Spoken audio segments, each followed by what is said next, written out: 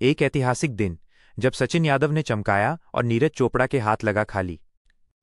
एक ऐतिहासिक दिन जहां एक तरफ सचिन यादव ने अपने करियर का सर्वश्रेष्ठ प्रदर्शन करते हुए सबको चौंका दिया, वहीं दूसरी ओर ओलंपिक चैंपियन नीरज चोपड़ा को खाली हाथ लौटना पड़ा। ये सब हुआ विश्व एथलेटिक्स चैंपियनशिप के भाला फेंक फाइनल में।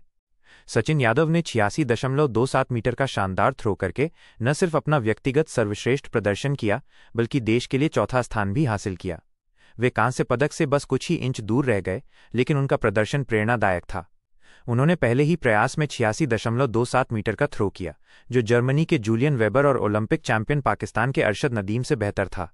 वहीं सभी की उम्मीदों के विपरीत नीरज चोपड़ा अपने खिताब का बचाव नहीं कर सके। उनका सर्वश्रेष्ठ थ्रो केवल 84.03 मीटर रहा, जो उनके खुद के क्वालिफिकेशन थ्रो से भी कम था। 2021 के टोक्यो ओलंपिक के बाद ये पहला मौका था जब नीरज किसी भी प्रतियोगिता से बिना पदक के लौटे।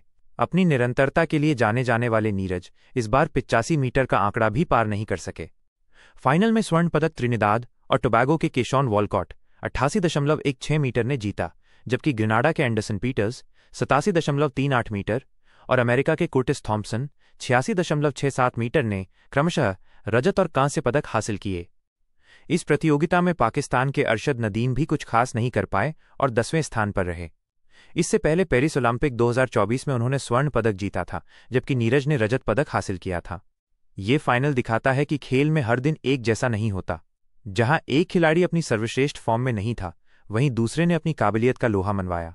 ये दिन भारत के लिए निराशा और खुशी दोनों का मिला जुला अनुभव लेकर आया। भाजपा के राष्ट्रीय अध्यक्ष का चुनाव, गडकरी ने क्या कहा? भाजपा के राष्ट्रीय अध्यक्ष के चुनाव को लेकर चल रही अटकलों पर पार्टी के वरिष्ठ नेता नितिन गडकरी ने एक कार्यक्रम में पूछे गए सवाल का मजेदार जवाब दिया। उनसे पूछा गया था कि पार्टी इतने समय से राष्ट्रीय अध्यक्ष क्यों नहीं चुन पा रही है और क्या इसका कारण राष्ट्रीय स्वयंसेवक संघ आरएसएस के साथ संबंधों में आई खटास है। अपनी हाजिर जवाबी के लिए जाने जाने वाले गडकरी ने मुस्कुराते हुए कहा कि ये सवाल सही है, लेकिन उन्होंने गलत व्यक्ति से पूछ लिया है। उन्होंने सलाह दी कि इसका जवाब वर्तमान अध्यक्ष जेपी नड्डा से पूछा जाना चाहिए, क्योंकि वही इस बारे में सही व्यक्ति हैं। आरएसएस और भाजपा के संबंध। हालांकि मीडिया में ये चर्चा है कि भाजपा और आरएसएस के बीच राष्ट्रीय अध्यक्ष के नाम पर सहमति नहीं बन पा रही है, जिससे जेपी नड्डा का कार्यकाल लगातार बढ़ता जा रहा है। इसके बावजूद प्रधानमंत्री नरेंद्र मोदी और केंद्रीय गृह मंत्री अमित शाह ने हाल ही में कई मौकों पर आरएसएस और उसके प्रमुख मोहन भागवत की तारीफ की है, जो दोनों संगठनों के बीच मजबूत संबंधों का संकेत देता है। प्रधानमंत्री मोदी ने 15 अगस्त को लाल किले से आरएसएस को दुनिया का सबसे बड़ा एनजीओ बताया था। वहीं मोहन भागवत के 75वें जन्मदिन पर उनके लिए संपादकीय भी लिखे। अमित शाह ने भी हाल ही में कहा था कि आरएसएस का स्वयंसेवक होना कभी नकारात्मक बात नहीं हो सकती है। जेपी नड्डा 2020 से भाजपा अध्यक्ष हैं और उनका कार्यकाल अगले अध्यक्ष के चुने जाने तक बढ़ाया गया था। उनसे पहले अमित शाह 2 कार्यकाल तक अध्यक्ष रहे थे और नितिन गडकरी 2010 से 2013 तक इस पद पर थे। अमेरिका और भारत के बीच टैरिफ विवाद का समाधान संभव है। भारत और अमेरिका के बीच चल रहे टैरिफ युद्ध, टैरिफ वॉर, जल्द ही समाप्त हो सकता है। दोनों देशों के बीच हुई हालिया बातचीत को काफी सकारात्मक बताया गया है। बातचीत की शुरुआत।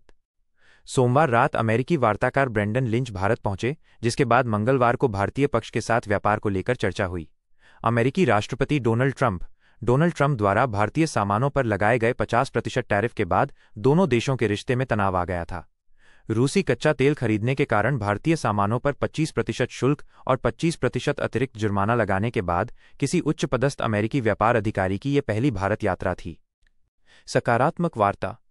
मंगलवार को हुई बैठक के बाद अमेरिकी दूतावास के प्रवक्ता ने कहा कि सहायक अमेरिकी व्यापार प्रतिनिधि, assistant US trade representative Brendan Lynch की अपने समकक्ष राजेश अग्रवाल से हुई द्विपक्षीय व्यापार वार्ता, बायलैटरल ट्रेड टॉक्स, काफी सकारात्मक रही।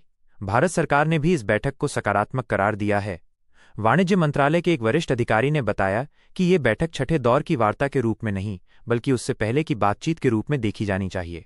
दोनों देश अब साप्ताहिक आधार पर वर्चुअल माध्यम से भी चर्चा कर रहे हैं। रुपये में मजबूती। अमेरिका भारत व्यापार वार्ता के पटरी पर लौटने की उम्मीदों से भारतीय रुपये में मजबूती आई है। मंगलवार को रुपया अमेरिकी डॉलर के मुकाबले 8 पैसे मजबूत होकर 88.08 प्रति डॉलर पर बंद हुआ। विदेशी मुद्रा कारोबारियों के अनुसार सकारात्मक घरेलू बाजारों और कमजोर डॉलर के कारण रुपये में ये मजबूती आई। अमेरिकी डॉलर फेडरल रिजर्व की आगामी बैठक और निराशाजनक आर्थिक आंकड़ों से पहले 2 महीने के निचले स्तर पर आ गया है। लाड़की बहन योजना से छिनता लाभ। लाखों महिलाओं की कहानी। महाराष्ट्र के मराठवाड़ा क्षेत्र में लाडकी बहन योजना की लाभार्थी लाखों महिलाओं पर अचानक संकट के बादल छा गए हैं। आंगनवाड़ी सेविकाओं द्वारा किए गए एक सर्वे में चौंकाने वाले खुलासे हुए हैं, जिसके बाद लगभग 1.25 लाख महिलाओं को इस योजना के लाभ से वंचित करने की सिफारिश की गई है। क्या था सर्वे का मकसद? हाल ही में महाराष्ट्र सरकार ने आंगनवाड़ी सेविकाओं को एक विशेष सर्वे करने का जिम्मा सौंपा था। इस सर्वे के 2 मुख्य उद्देश्य थे। 1. 65 वर्ष से अधिक उम्र की महिलाओं की पहचान करना। ये पता लगाना कि क्या 65 वर्ष से अधिक उम्र की महिलाएं जो योजना के लिए पात्र नहीं हैं, वे भी इसका लाभ उठा रही हैं। 2. एक ही घर में कई लाभार्थियों का पता लगाना। ये जांच करना कि क्या एक ही परिवार में एक से अधिक महिलाएं इस योजना का लाभ ले रही हैं, जिसके लिए राशन कार्ड को आधार बनाया गया था। हैरान करने वाले नतीजे। 1.5 महीने तक चले इस गहन सर्वे के बाद जो डेटा सरकार को सौंपा गया, वो बेहद चौंकाने वाला था। मराठवाड़ा के 8 जिलों में की गई जांच में ये सामने आया कि उम्र की हेराफेरी। लगभग 40,228 महिलाओं ने अपनी उम्र 65 वर्ष से कम बताकर योजना का लाभ लिया, यानी पात्र न होते हुए भी उन्होंने फर्जी दस्तावेजों के आधार पर यह लाभ हासिल किया। एक ही घर में कई लाभार्थी। 84,709 से अधिक मामलों में यह पाया गया कि एक ही परिवार की 2 या उससे अधिक महिलाएं इस योजना का लाभ ले रही थीं। कुल मिलाकर इन 2 श्रेणियों में लगभग 1.25 लाख लाडकी बहनों को अपात्र पाया गया। इन सभी महिलाओं का डेटा सरकार को भेज दिया गया है और अब शासन के निर्णय का इंतजार है। महिलाओं पर क्या होगा असर?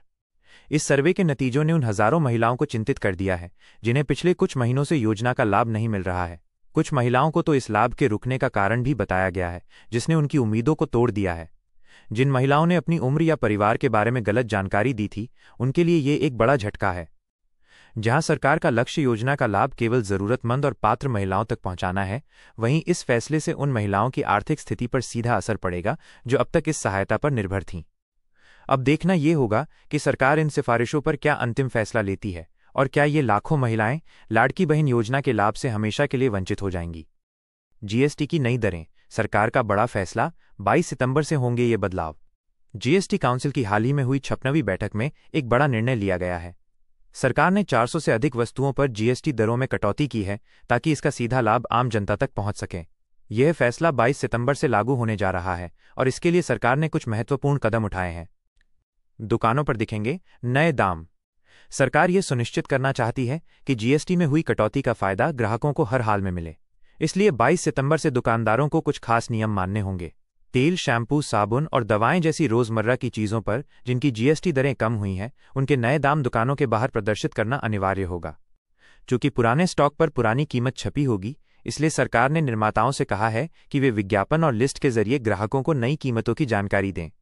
इसी तरह दवा विक्रेताओं को भी अपनी दुकानों के बाहर कम हुई कीमतों वाली दवाओं की लिस्ट लगानी होगी ताकि कोई भी ग्राहक ठगा न जाए। होटल और सेवाओं पर जीएसटी में राहत।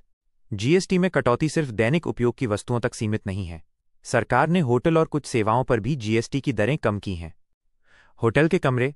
अगर किसी होटल के कमरे का किराया 7,500 रुपये प्रतिदिन या उससे कम है, तो उस पर अब सिर्फ 5% जीएसटी लगेगा।